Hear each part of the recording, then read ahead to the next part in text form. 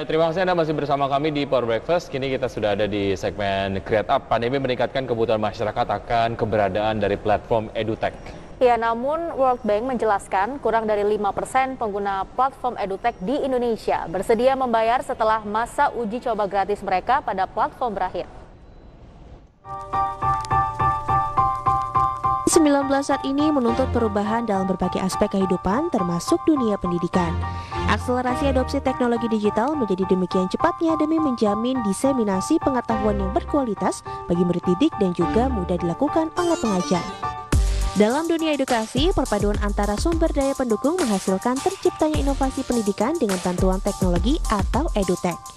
Hal ini bukan hanya untuk meningkatkan kualitas murid didik, meningkatkan literasi digital pengajar dalam hal aplikasi teknologi, akan tetapi juga mendemokratisasi akses pendidikan menjadi lebih inklusif. Sehingga harapannya dapat tercipta pendidikan yang berkualitas dengan lebih merata. Digitalisasi kegiatan belajar mengajar bukan lagi kemewahan, tapi sudah menjadi sebuah kebutuhan. Mulai dari e-learning yang memberikan materi pembelajaran secara daring melalui konten interaktif atau bimbingan daring secara langsung. Materi yang ditawarkan pun beragam, yaitu kursus untuk pelajaran sekolah, namun menurut laporan World Bank tahun 2020 dengan judul EduTech in Indonesia Ready for Take Off, menjelaskan bahwa kurang dari 5% penggunaan platform EduTech di Indonesia bersedia membayar setelah masa uji coba gratis mereka pada platform berakhir.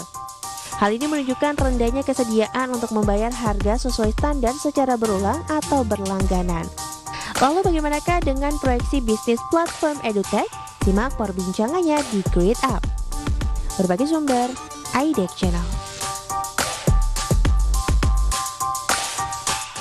Ya, pemirsa, untuk membahas tema kita hari ini mengenai mengulik platform bimbel dunia kesehatan. Sudah tersambung melalui Zoom Dr. Nathanael Untario. Beliau adalah founder dan komisaris dari Ingenio Indonesia. Selamat pagi, dokter. Selamat pagi. Apa kabar? Selamat pagi semua ya. Baik-baik sekali. Ya, terima kasih sudah bergabung, dok. Oke, dok, sebenarnya bagaimana sih Anda melihat permasalahan mahasiswa dalam memahami materi yang diajarkan di Fakultas Kedokteran ataupun Fakultas Kedokteran Gigi saat ini? Baik, jadi gini, mungkin saya mesti tekankan dulu bahwa Ingenio Indonesia itu kita berperan bukan sebagai pengganti dari Fakultas Kedokteran. Ya, tapi kita sifatnya dari arah kita suplementasi dengan Fakultas Kedokteran, kita saling sinergis untuk mendapatkan hasil yang optimal. Itu pertama. Jadi sekali lagi kita bukan menggantikan fungsi dari FK atau FKG. Nah, sehingga bagaimana peran kita? Akhirnya, karena gini, mungkin orang yang dari orang awam ya melihat dunia kedokteran itu syarat dengan suatu hal yang penuh dengan hafalan, penuh dengan hafalan basically ya. Jadi itulah kenapa langsung bilang kan, kalau mau masuk ke kedokteran mesti pintar hafalan dan seterusnya. Nah, setelah kami jalani sendiri gitu kan, kami menyadari bahwa memang topik dunia itu luas sekali, luasnya luar biasa sehingga sangat wajar jika banyak yang mengalami hambatan dan untuk bisa mengerti dengan maksimal itu sangat wajar. Dan kenapa kita masuk di sana untuk membantu mentranslate antara hafalan ke arah sebuah pola pikir yang matang. Itulah yang kita kerjakan, basically seperti itu. Oke, ya sejauh mana sebetulnya karakteristik dari materi-materi kuliah yang diajarkan di Fakultas Kedokteran dan juga Fakultas Kedokteran Gigi ini memang memerlukan pembelajaran yang diulang gitu ya di rumah, sehingga memang memerlukan proses pemahaman yang lebih lanjut lah, tidak hanya kemudian dilakukan di kampus saja, tapi di rumah memang harus dipelajari ulang nih, dok. Betul. Betul. Nah, seperti tadi yang saya sampaikan bahwa naturnya memang adalah suatu banyak materi yang banyak hafalan. Dan sebenarnya gini, mungkin dari luar kalau kita lihat sepintas itu hafalan. Ya, tapi kalau kita bisa pilih lebih lanjut dalam segala hafalan itu ada semacam pola, ada semacam alur dan pola pikir yang bisa kita gunakan untuk lebih mudah mendapatkannya.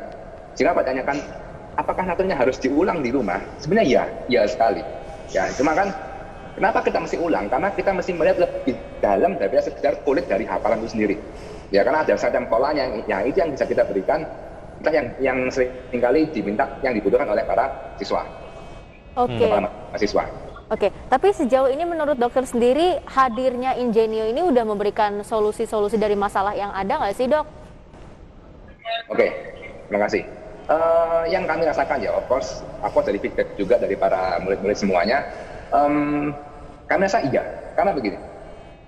Sekali lagi kita tidak menggantikan fungsi dari Fakultas Kedokteran, tapi kita membantu mereka sehingga sekali lagi waktu kita bisa berikan pola pikir yang benar, akhirnya para mahasiswa itu bisa mengerti dengan lebih dalam. Karena saya yakin banget bahwa ketika sesuatu materi hanya dihafal saja, tidak mungkin bisa bertahan lama. Ya kan? Nah, tapi yang dibutuhkan oleh para siswa adalah bagaimana hafal ini jadi sebuah hal yang masuk akal, yang bisa mereka pegang dan bisa mereka aplikasikan. Itu yang kita kerjakan, dan so far so good, karena kalau kita ngomong soal feedback ya, kita sendiri berkembang dalam waktu 9 tahun. Kita dulu bukan siapa-siapa, masih kecil sekali. Per hari ini kita secara statistik mengatakan bahwa kita yang paling besar di Indonesia dalam waktu 9 tahun ini.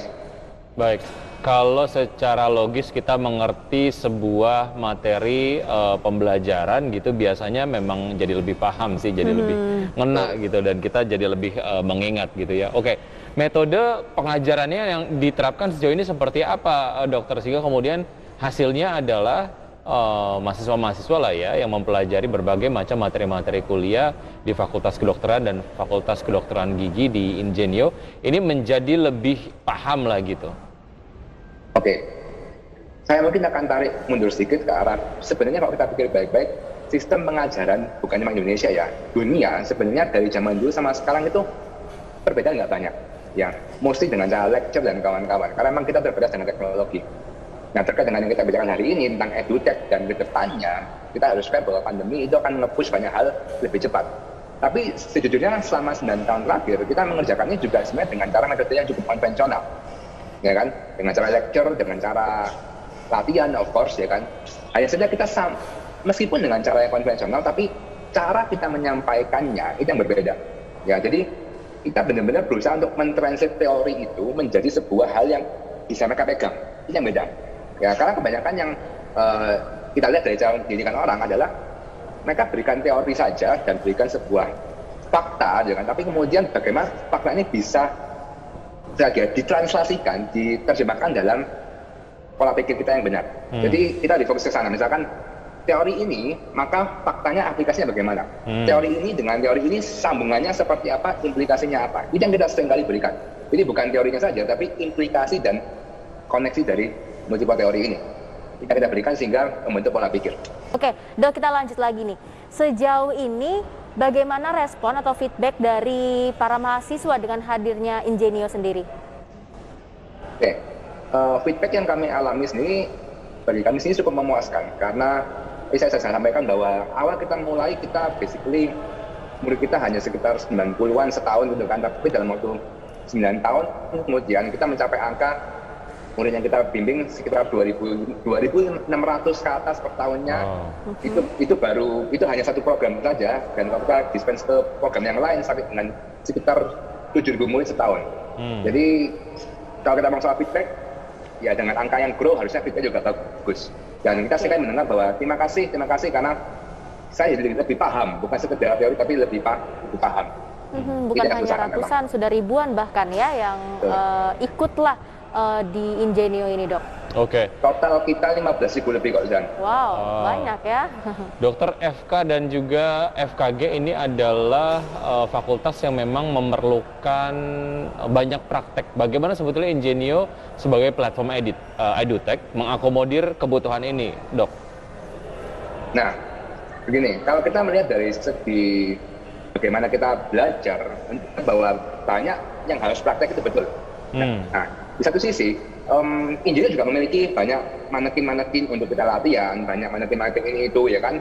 Dan mereka bisa melatih diri mereka sendiri, bukan cuma sekedar teori, tapi juga bisa praktek gitu kan. Kita ada.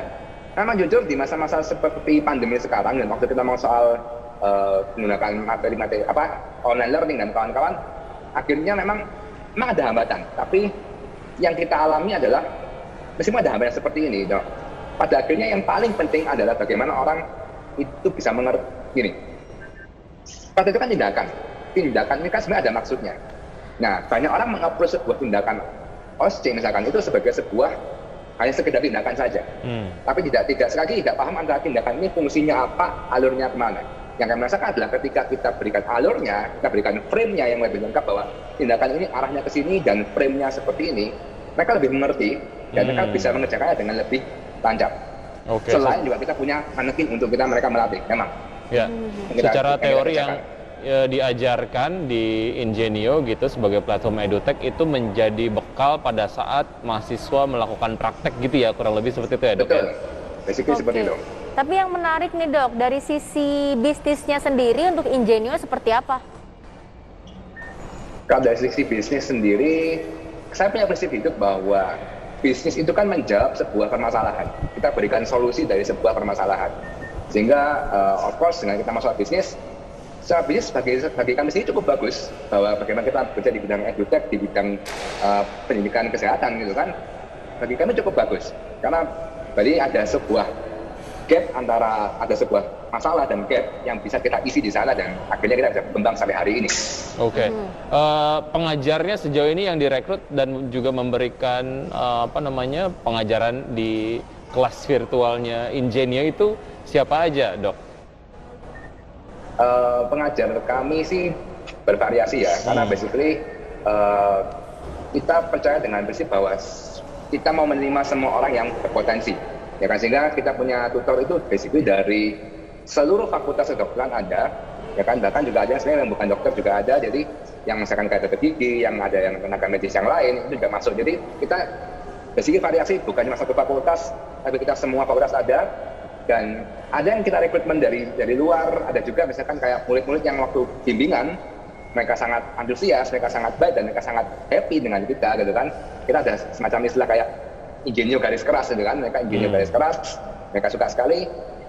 Kita juga ambil rekrut tutor dari para murid yang telah lulus. Itu banyak yang seperti itu. Oke, tapi dari belasan ribu mahasiswa yang bergabung gitu ya bersama Ingenio, ini kan tentu programnya ada banyak nih, dok. Kira-kira ada berapa program dan program apa aja sih yang paling disukai atau diminati lah oleh para mahasiswanya gitu? Oke, program unggulan utama Ingenio sebenarnya adalah yang terkait dengan bimbingan ujian kompetensi atau kalau dalam kita bilang UKMPPD, ujian kompetensi mahasiswa pendidikan profesi dokter atau dokter gigi. Itu yang paling utama, karena kita dulu awal start dengan itu, ya kan?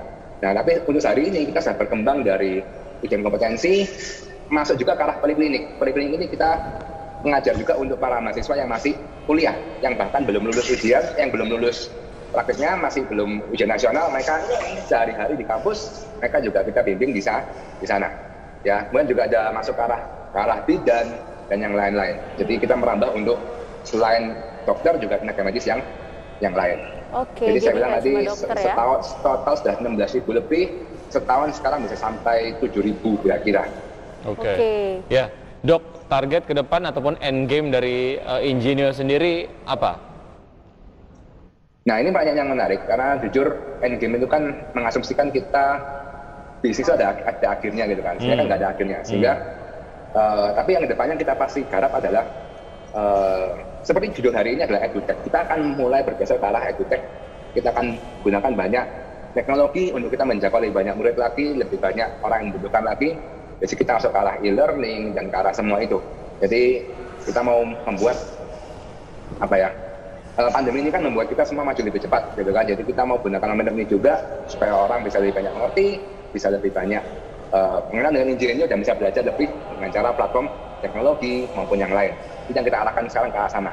Jadi kalau untuk end game jujur itu masih panjang ya. Saya mungkin nggak bisa jawab sekarang karena masih jauh sekali. Tapi yang pasti kedepannya edutech dan semua itu edukasi dan teknologi kita akan fokus ke sana. Oke, jadi salah satu yang dipengenin sama Ingenio ini adalah menggunakan lebih banyak lagi teknologi agar bisa merekrut lebih banyak lagi murid atau mahasiswa. Nah, mungkin selain dengan memanfaatkan teknologi, apalagi nih yang akan dilakukan oleh Ingenio untuk semakin dikenal lah di kalangan masyarakat gitu, dok? Nah, kalau untuk ngomong soal kalangan masyarakat ya, jujur sebenarnya Ingenio ini adalah sebuah niche di mana kita fokus ke dunia medis gitu kan. Jadi emang kita nggak mengharapkan masyarakat umum untuk tahu karena terlalu niche gitu kan. Cuma kedepannya kita mungkin kalau masalah mengembangkan bisnis kita ya kan, of course kita akan bantu dengan teknologi itu pasti ya kan. Kita akan gunakan teknologi baru-baru, aplikasi dan website dan seterusnya itu pasti. Cuma satu hal yang kita seringkali jangan sampai lupa adalah meskipun kita main ke arah teknologi, tapi esensi dari Ingenio adalah kita bimbingan yang mau memberikan dampak positif bagi tenaga medis. Jadi dari awal kita fokus ke arah tutor yang kompeten, ke arah materi yang berbobot, ke arah pola pikir yang benar, teknologi adalah sarana untuk memberikannya. Nah, banyak yang saya lihat ada banyak tempat itu mereka akhirnya fokus ke arah how mereka memberikan materi itu, tapi akhirnya lupa untuk menjaga kualitas dari materi serta tutornya itu sendiri. Karena akhirnya kan konyol jika kita fokus ke arah marketing, fokus ke arah teknologi, tapi akhirnya tutornya kita kurang baik dan semua ada kurang baik, itu kan akan konyol. Jadi kita bagaimana plan-nya selain untuk teknologi, kita nggak boleh lupakan jadi diri engineer adalah kita bimbingan yang intensif, yang pola pikir yang benar. Oke, Itu yang saya bisa jawabkan. Semoga sukses untuk capaian target dari Ingenio sendiri dan memberikan pemahaman lebih lanjut lah untuk mahasiswa-mahasiswa FK dan juga FKG agar mereka lebih mendalami dari materi-materi perkuliahan yang mungkin agak challenging gitu, tapi dipermudah dengan Ingenio. Sukses selalu.